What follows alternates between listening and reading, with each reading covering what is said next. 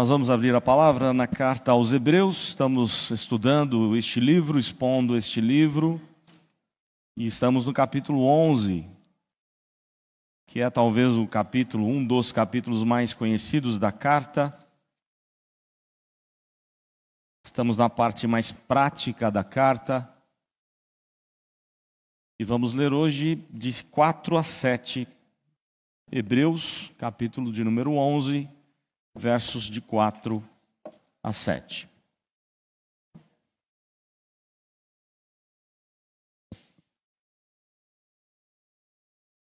Nos diz assim a palavra do Senhor: pela fé, Abel ofereceu a Deus mais excelente sacrifício do que Caim, pelo qual obteve testemunho de ser justo, tendo a aprovação de Deus quanto às suas ofertas. Por meio dela também, mesmo depois de morto, ainda fala. Pela fé, Enoque foi trasladado para não ver a morte.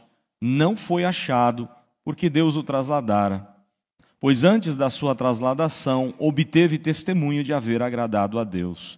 De fato, sem fé, é impossível agradar a Deus, porquanto é necessário que aquele que se aproxima de Deus creia que Ele existe e que se torna galardoador dos que o buscam.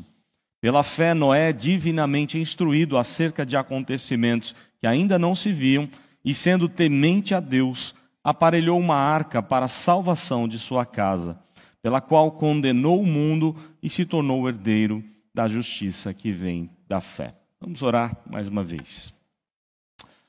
Ó Deus, nós somos gratos ao Senhor pelo privilégio de nos reunirmos no primeiro dia da semana, para ouvirmos a Tua palavra, estudarmos ela. Como é bom saber, ó Deus, que tudo isso só faz sentido, pois foi num primeiro dia da semana, pela manhã, que o Teu Filho venceu a morte, Ele ressuscitou. E nós só temos vida porque Ele venceu a morte, porque Ele pagou a dívida do nosso pecado e venceu, para que vivamos em nova vida, em novidade de vida. Por isso, ó Deus, nós somos gratos ao Senhor pela obra poderosa da Tua graça, e foi aplicada pelo Teu Santo Espírito em nosso coração, e rogamos que esse mesmo Espírito nos ajude a entender a Tua palavra, pois foi Ele quem instruiu, inspirou o autor aos Hebreus a deixar essa carta tão especial para a igreja no primeiro século, mas com uma mensagem para todos os séculos, porque é a palavra do Senhor. Por isso, ó Deus, que o Teu Santo Espírito nos ajude a entendê-la e que possamos, a cada dia, nos aproximarmos à estatura perfeita do Teu Filho amado. É em nome do Senhor Jesus, por quem nós oramos. Amém. Irmãos, como viver e agradar a Deus? É uma pergunta, mas é também o título de um livro do Dr. Hershey Sproul. E este homem impactou várias gerações do passado, gerações do presente. Faleceu alguns anos atrás, um pastor presbiteriano lá dos Estados Unidos. Aliás, nós escolhemos o nome do Sproul para o nosso Instituto Bíblico Sproul. Os nossos alunos estudam aqui de terça e quinta, e nós escolhemos esse nome por saber que ele, sem dúvida alguma, impactou diversas gerações.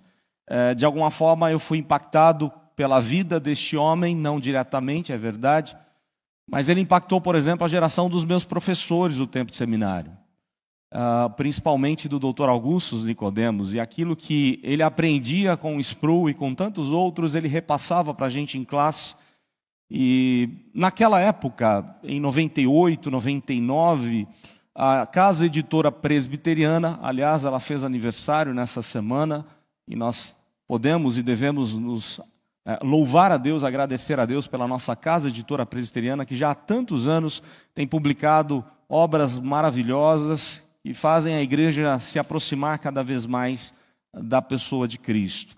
E uma das obras antigas que foram publicadas, ou foi publicada naquele tempo, é este livro, do Dr. Hershey Sproul. Eu adquiri esse livro no segundo ano de seminário, em 1999, e aprendi ali com ele nos seus ensinos, de maneira simples, objetiva, mas impactante, como viver e agradar a Deus. Havia um desejo no nosso coração seminaristas, pensando no ministério, planejando a vida na presença de Deus, de que maneira eu poderia aprender a viver e agradar a Deus. É muito interessante que nesse livro ele trata de vários textos da palavra. Ele começa, por exemplo, a mostrar a nós aquilo que Jesus ensinou no Sermão do Monte, como devemos buscar a Deus em primeiro lugar, o seu reino e a sua justiça em primeiro lugar. Depois, logo em seguida, ele, seguindo a linha de Martinho Lutero, citando inclusive Lutero, ele vai falar dos nossos grandes inimigos, os 3 grandes inimigos que temos: o mundo, a carne e Satanás, o diabo. E ali ele vai expondo em cada um dos capítulos de que maneira nós podemos vencer o mundo, a nossa natureza pecaminosa, a nossa carne e o nosso principal inimigo, o nosso arqui-inimigo, que é o diabo. E ao final, ao terminar o seu livro, ele faz uma aplicação de um compromisso de fé, dizendo que nós não podemos desistir, nós temos que lutar, perseverar e confiar. Assim é viver e agradar a Deus. E ali ele dá um exemplo muito interessante. Ele cita o exemplo de Winston Churchill, o primeiro-ministro britânico, quando foi visitar a sua escola, a escola de infância. Imaginem, ele já era um homem muito conhecido, famoso por ser um grande orador, e está indo lá para visitar a escola. Então a escola preparou toda uma cerimônia para receber ali o Winston Churchill, e separou um local para ele pregar, para ele dar ali uma palavra importante. E ele se aproxima do púlpito e, com a cara firme, o rosto firme, aquele homem, em poucas palavras, na verdade 4 palavras, ele alvoroçou cada um dos seus ouvintes.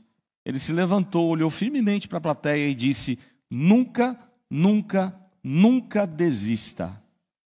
E se sentou, ou se assentou e não falou mais nada. Já passou a mensagem que ele gostaria de falar, e aquele público todo, dos seus alunos ali daquela escola, todos eles foram impactados pela palavra forte daquele homem. Então, Hershey Sproul, nesse livro, Como Viver e Agradar a Deus, ele faz essa aplicação. Nós não podemos desistir jamais. Temos que olhar firmemente para Cristo, temos que seguir para o alvo, não podemos desistir da nossa fé. Como viver e agradar a Deus é o assunto aqui dessa porção. Porque se você notou aí o verso 6 principalmente, né? Diz assim: de fato, sem fé é impossível agradar a Deus. Se nós não vivermos pela fé, nós jamais agradaremos a Deus. Às vezes a gente acha que desagradar a Deus é cometer um pecado específico. É também, claro que é. Mas na verdade nós só cometemos este pecado porque não agimos por fé. Se você parar para pensar, o problema da queda foi a falta de fé em Deus.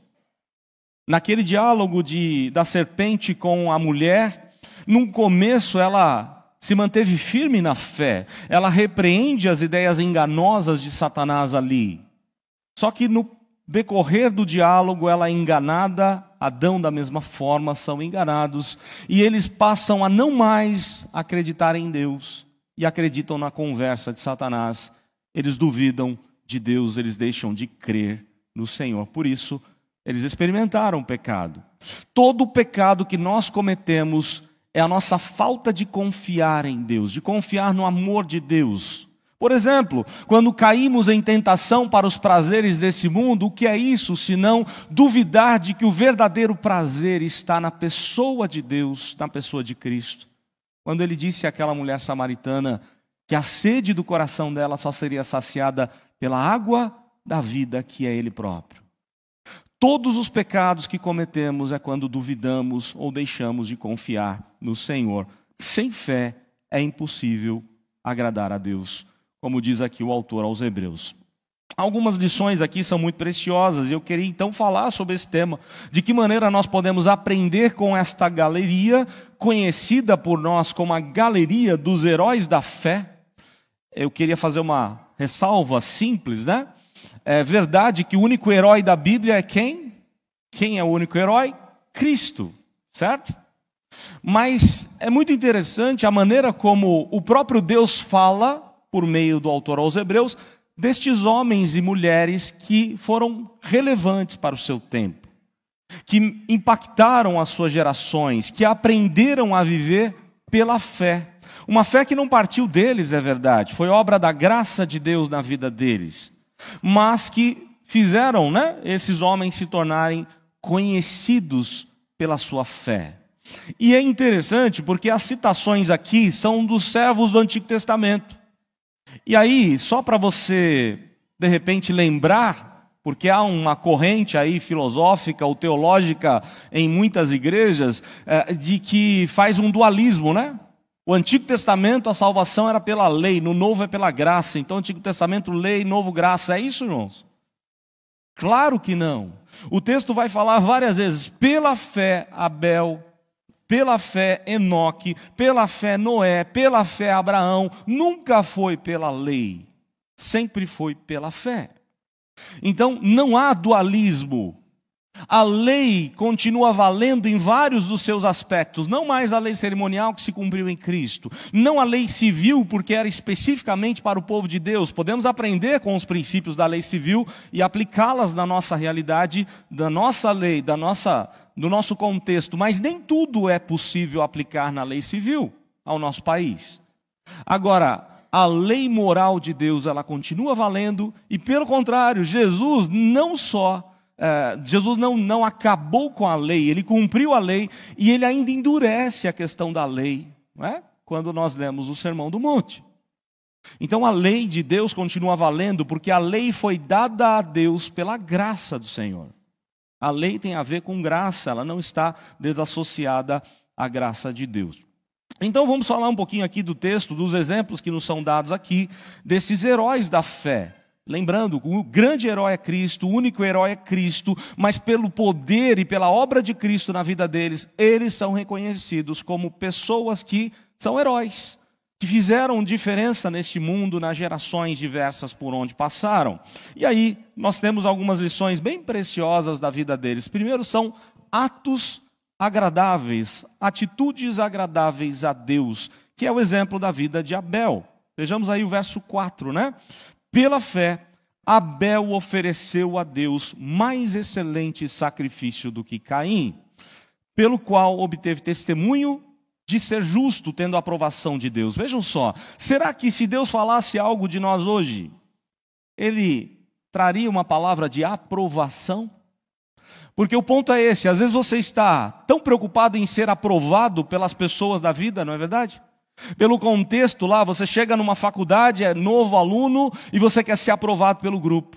E muitos jovens caem no erro de começar a fazer as mesmas coisas que aquele grupo faz, sem refletir se aquilo agrada ou não a Deus, porque querem agradar aos homens. Ou você chega num trabalho e você começa a se moldar às coisas erradas que vê ali, porque você quer agradar, quem sabe, o seu patrão, quem sabe ganhar um aumento. Mas e a pergunta que cabe a nós fazermos, será que a minha atitude está recebendo aprovação da parte de Deus? Porque Abel foi aprovado por Deus. E o ponto aqui é interessante, porque eu tenho que discordar de vários teólogos, de diversos irmãos que eu admiro muito, mas que defendem a seguinte tese.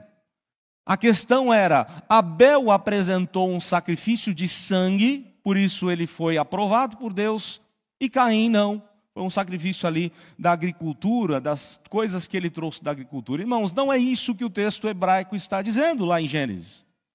O texto de Gênesis é claro ao mostrar que não foi o sacrifício o ponto aqui. Aliás, se você olhar para a própria lei que foi estabelecida anos depois com Moisés, não ainda naquele tempo de Abel, mas se você olha para a lei, você vai encontrar, temos estudado isso com Levíticos, com o nosso irmão pastor Ricardo, que há vários tipos de sacrifício, inclusive sacrifícios de alimentos, sacrifícios trazidos da agricultura. Então não é esse o ponto, é claramente a vida de cada um deles. Caim e Abel eram totalmente diferentes. Caim não tinha temor do Senhor. As suas atitudes eram más. Aliás, no diálogo com Deus, Deus deixa isso claro para ele. E Deus diz assim para Caim: Caim, se você proceder bem, se você fizer o que é certo, é claro que você vai ser aceito. Mas se você fizer o que é mal, o pecado jaz à porta, e cumpre a ti dominá-lo. Ele será contra você, mas é para você dominar o seu pecado. Proceda bem, Caim. Mas Caim não deu ouvidos à voz de Deus e ainda assim matou o seu irmão. Então, o ponto não era a oferta em si, o ponto era a vida que cada um vivia na caminhada com Deus. Abel era um homem temente ao Senhor. Abel ofereceu o melhor para o Senhor, e não necessariamente porque era um sacrifício de sangue, mas no texto hebraico ali diz que ele oferece as primícias, aquilo que ele tinha de melhor para dar. E a impressão que nós temos é que Caim tenta barganhar com Deus, tenta enganar a Deus, e ele vai dar alguma coisa para o Senhor. Aqui é até curioso, aliás, eu tenho orado, pensado seriamente, depois de terminar aqui Hebreus, na gente ir para Gênesis, expor Gênesis capítulo por capítulo, e são histórias belíssimas, magníficas, e nós, se assim Deus permitir, nós vamos nos deparar no capítulo 4 e ver isso com mais detalhes. É muito interessante nós notarmos aqui, Adão e Eva ensinaram seus filhos na graça do Senhor. Muito provavelmente foram alcançados pela graça, porque o texto diz ali no capítulo 4 de Gênesis, que no fim de uns tempos os dois oferecem sacrifício. E a palavra ali usada no hebraico significa que no período certo de culto a Deus, eles oferecem algo para o Senhor. Mas Caim, todo enganador, todo espertão, achando que pode enganar a Deus. Mas a Bíblia diz que de Deus não se zomba. Deus conhece o nosso coração. E não foi isso que aconteceu. Deus não aceitou o sacrifício de Caim, mas aceitou o de Abel. Então o texto diz que a questão aqui foi a fé que havia no coração de Abel. Abel era um homem de fé, que andava com Deus. Pela fé, Abel ofereceu a Deus mais excelente sacrifício do que Caim, pelo qual obteve testemunho de ser justo, tendo a aprovação de Deus quanto às suas ofertas. Por meio delas também fala depois de morto, ou ainda fala depois de morto. Irmãos, algumas coisas aqui são interessantes. Se você olhar, por exemplo, para Provérbios, capítulo 15, verso 8, o texto diz o seguinte: o sacrifício dos perversos é abominável ao Senhor, mas a oração dos retos é o seu contentamento. Olha o que diz Provérbios. Diferente daquilo que muitas igrejas pregam hoje em dia. Você vai numa mega igreja, o que ela diz? Dá o seu dinheiro aqui, que Deus aceita e Deus vai te abençoar. Provérbios está dizendo, se você tem um coração ímpio, não adianta dar o que você tem. Deus não vai aceitar. A sua oferta é abominável a Deus se o seu coração está desviado do Senhor. O que Deus espera da gente, muito mais do que os nossos bens, aliás, antes de darmos as ofertas, é o nosso coração. O coração do ímpio ou dos perversos é abominável ao Senhor, mas a oração dos retos é o seu contentamento. Deus se alegra com aquele que está voltado para o Senhor, que está se humilhando debaixo da poderosa mão de Deus, como nós acabamos de ler na liturgia com Pedro escrevendo, o apóstolo Pedro. Então, na verdade, o que acontece aqui é que Deus não aceita a oferta de Caim, pois ele tinha um coração perverso. Um coração que não vivia conforme a vontade de Deus. Aliás, é muito interessante aquilo que a Bíblia fala de Caim e Abel em diversos outros momentos, e aí eu queria lembrar o que o apóstolo João diz sobre eles.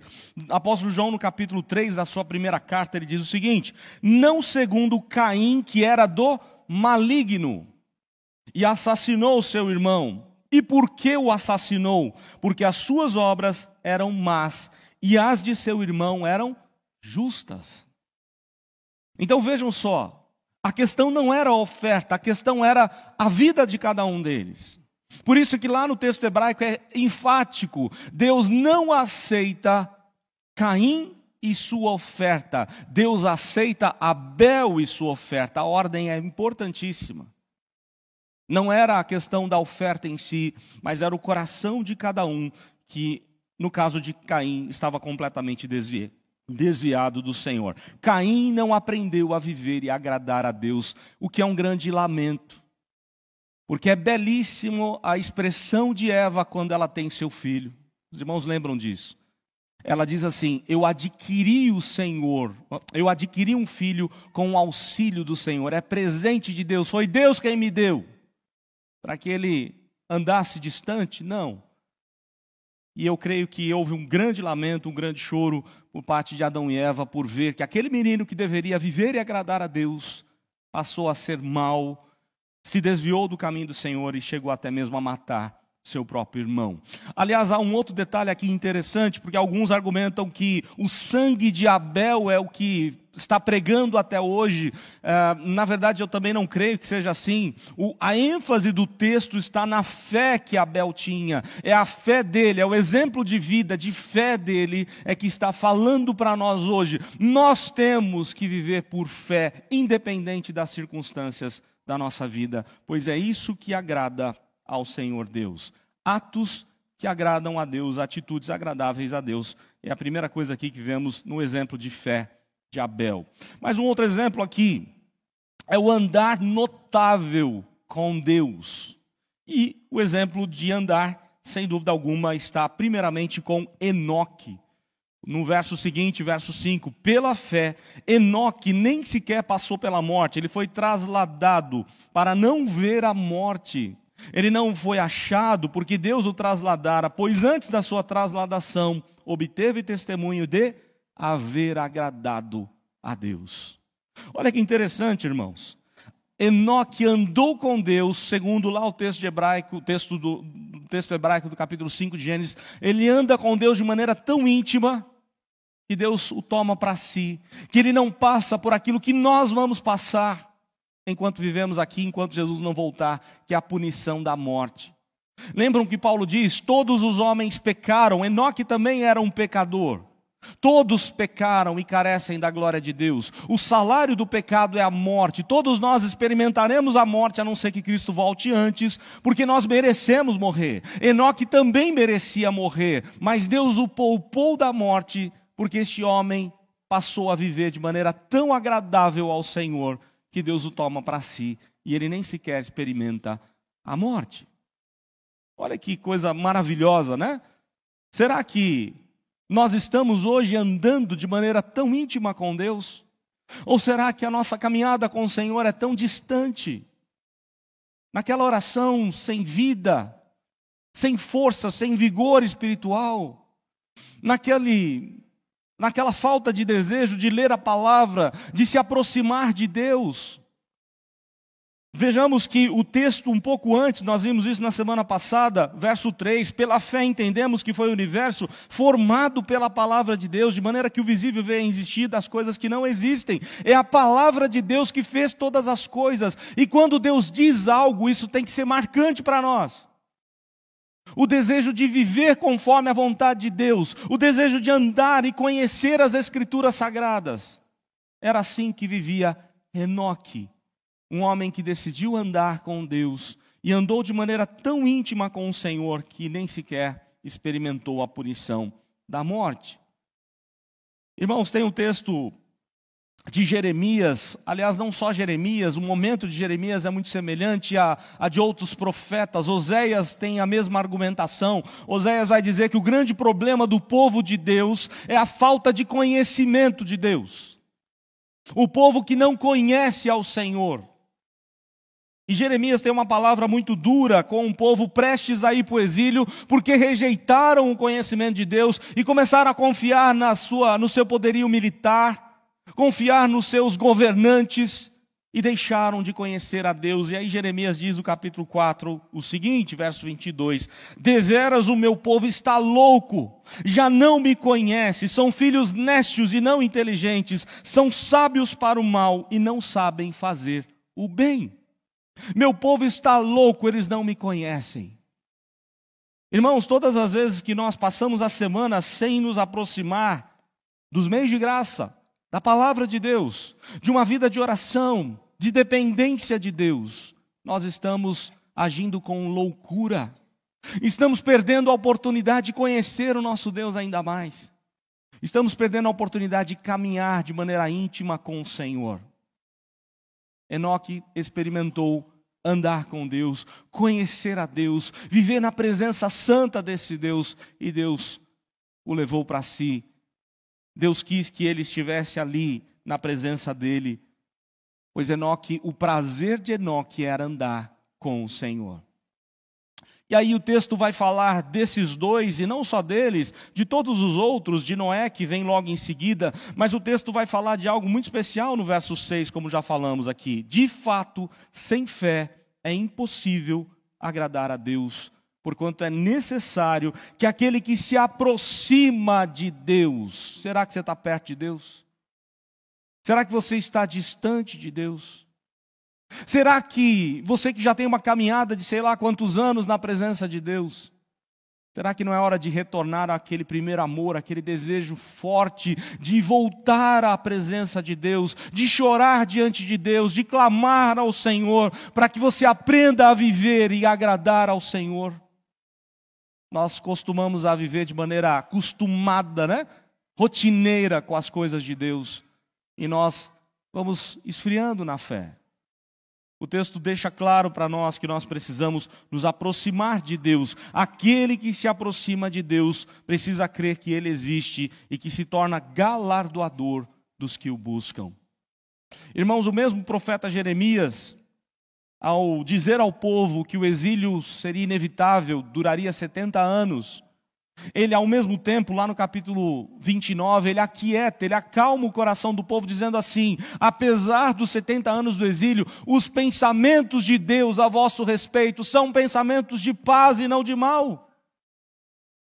Vejam um Deus sendo ferido o tempo inteiro, o povo totalmente ingrato, idólatra, e Deus ainda olha para o seu povo e diz: eu quero bênção para a vida de vocês, eu quero uma vida de paz e não de mal para vocês. E aí, Deus entra com os condicionais ali, dizendo: então me invocareis e passareis a orar a mim. Me invoquem, eu estou pronto a ouvi-los. Eu quero falar com vocês, eu quero derramar graça sobre a vida de vocês. Então me invocareis, passareis a orar a mim, e eu vos ouvirei. Buscar-me-eis e me achareis. Quando me buscardes de qualquer jeito, vocês vão me achar quando vocês me buscarem com todo o coração, com todo o desejo, com toda a força, com todo o entendimento, amar ao Senhor acima de qualquer que seja a coisa. Irmãos, Deus tem que ser o nosso maior desejo, e isso foi a vida de Enoque, foi a vida de Abel e foi a vida também de Noé, como nós vemos aqui no verso 7. Pela fé, aliás, nós falávamos sobre os atos agradáveis a Deus, sobre o andar notável com Deus, e nós falamos agora sobre o viver inabalável com o Senhor, que é a vida de Noé. Verso 7, pela fé, Noé, divinamente instruído, e vejam só, instruído acerca de acontecimentos que ainda não se viam, e sendo temente a Deus, aparelhou uma arca para a salvação de sua casa. Irmão, você já parou para pensar no cenário? Deus chega para Noé e diz assim: Noé, é o seguinte, você vai fazer uma arca, um barco gigantesco, no meio de um deserto, longe do mar. Você já parou para pensar nisso? Aliás, muitos teólogos dizem assim: quanto Noé deveria ter sido zombado. As pessoas deveriam passar ali e começar a dar risada dele. Esse homem é um louco. Olha o que ele fez no meio do deserto, um barco gigantesco no meio do deserto. Uma outra informação interessante, e que não dá para a gente ter a certeza, é difícil de conseguir entender se é isso mesmo, mas talvez por algo que nunca havia acontecido na terra. O texto diz assim, né? Por acontecimentos, ou acerca de acontecimentos que ainda não se viam. Alguns teólogos entendem o seguinte: que nunca tinha chovido na terra até então. Porque se você olha para a descrição de como a terra era regada ali no Éden, era o orvalho da manhã que descia e regava toda a terra. Nós não sabemos se era isso mesmo, se tinha chuva ou se não tinha, mas o fato é, dilúvio nunca teve, enchente nunca teve. Nós estamos acostumados com o nosso Brasil, com muita chuva, né? Nós aqui mesmo no bairro Fundação, um bairro que boa parte dele é brejo, muita água. Quando chove muito, já tivemos vários momentos de muitas enchentes aqui no nosso bairro. O Brasil é cheio de rios, de água. Não é o contexto ali que eles viviam. E Noé está ainda assim obedecendo a Deus. Deus disse que vai chover. Deus disse para eu aparelhar aqui uma embarcação gigantesca. E eu vou fazer. Noé é sem dúvida alguma um exemplo de um viver perseverante, inabalável. Mesmo que todos zombem da fé, mesmo que todos digam você é um louco, ele prossegue para o alvo. Ele prossegue para fazer aquilo que é agradável ao Senhor. Para piorar, Noé vive em tempos de maldades. Irmãos, talvez nós pensamos assim, nosso tempo é um tempo mau, cheio de problemas, de maldades. Irmãos, é verdade, é sim. Mas não se compara à maldade que Noé teve que ver ali, experimentar na sua própria vida. O caos estava completamente instaurado. Há uma decisão de Deus: eu vou destruir todas as coisas, porque a maldade chegou no seu limite. Nós temos muita maldade no mundo, sim, mas ainda temos um mundo que dá para viver, diferente daquele momento de Noé. Impossível de viver. Ou Noé seria morto com sua família, ou ele se tornaria igual aos demais. Porque a violência se aproximava cada vez mais, e cada dia era mais difícil viver, mas esse homem tomou a decisão de viver de maneira inabalável, perseverante, cheio de fé no Senhor. E ele fez aquilo que é agradável ao Senhor. Mais ainda, Pedro, quando escreve sobre Noé na sua segunda carta, capítulo 2, verso 5, Pedro diz assim que ele se tornou um pregador da justiça, porque ele não só tinha que aparelhar aquela arca, ele tinha que dizer às pessoas: arrependam-se, entrem nessa arca, senão vocês vão morrer. E ele pregou por 120 anos, irmãos. Quantas conversões Noé teve? Quantas foram? Quantas famílias se converteram? Nenhuma. Para a gente começar a achar, né, que de repente, eu vou abrir uma igreja, eu vou, só sou bem sucedido se milhares e milhares de pessoas encherem esse templo. Não é assim. Isaías não conseguiu levar ninguém para Jesus. Noé não conseguiu levar ninguém para Jesus. Pregou a vida inteira, foi fiel, viveu de maneira inabalável, e ele é exaltado aqui pelo próprio Deus como um dos heróis da fé. Mas ele fez aquilo que agradou ao Senhor. Ele foi um pregador da graça, da justiça de Deus. Por isso nós temos que pregar a tempo, quer seja oportuno, quer não, a tempo e fora de tempo. O nosso dever é anunciar a palavra, e o resultado não é nosso. Se Deus não trabalhar no coração, não é nós que temos a ver com isso. Nós anunciamos a palavra e Deus vai fazer a sua vontade. Não depende de quem quer ou de quem corre, não depende do pregador e nem do ouvinte, depende de Deus usar a sua misericórdia. Isso é viver pela fé. Por isso é que o calvinismo anuncia muito mais o evangelho. Por isso é que as igrejas calvinistas, os ministérios calvinistas por aí, que entendem que depende de Deus agir, não do homem, anuncia o evangelho mais e mais, e está disposto a ir por todo lado, mesmo se isso for preciso dar sua própria vida. Eu lembro claramente, já comentei isso com os irmãos, quando a família Sete esteve conosco, uma das coisas que nós, como conselho, perguntamos a eles, estava prestes para nascer o pequeno Davi, e eles indo para um país difícil para anunciar o evangelho. E nós ainda dissemos para eles, depois eles voltaram aqui e falavam sobre as coisas que pioraram para lá, e se não seria arriscado eles irem, e se eles tinham medo, e eles falaram: nós temos medo. Não é questão de medo ou não, mas nós temos o chamado para pregar para os nossos inimigos. Você já parou para pensar nisso? É o seu inimigo. É a pessoa que mais te odeia nessa vida. É a pessoa que quer destruir a sua vida, a sua família. E ainda assim você tem que atravessar o oceano, abandonar todos os seus queridos e ir falar do amor de Deus para eles, correndo o risco de perder a vida, mas cumprir a vontade de Deus. Isto é viver e agradar a Deus. Pela fé, Noé viveu de maneira inabalável, perseverante no Senhor. E ele aparelhou uma arca para a salvação da sua casa, pela qual condenou o mundo e se tornou herdeiro da justiça que vem da fé. Irmãos, o que Deus espera de nós é que vivamos por fé, não pelas circunstâncias, pelas aparências, mas que vivamos uma vida de fé no Senhor.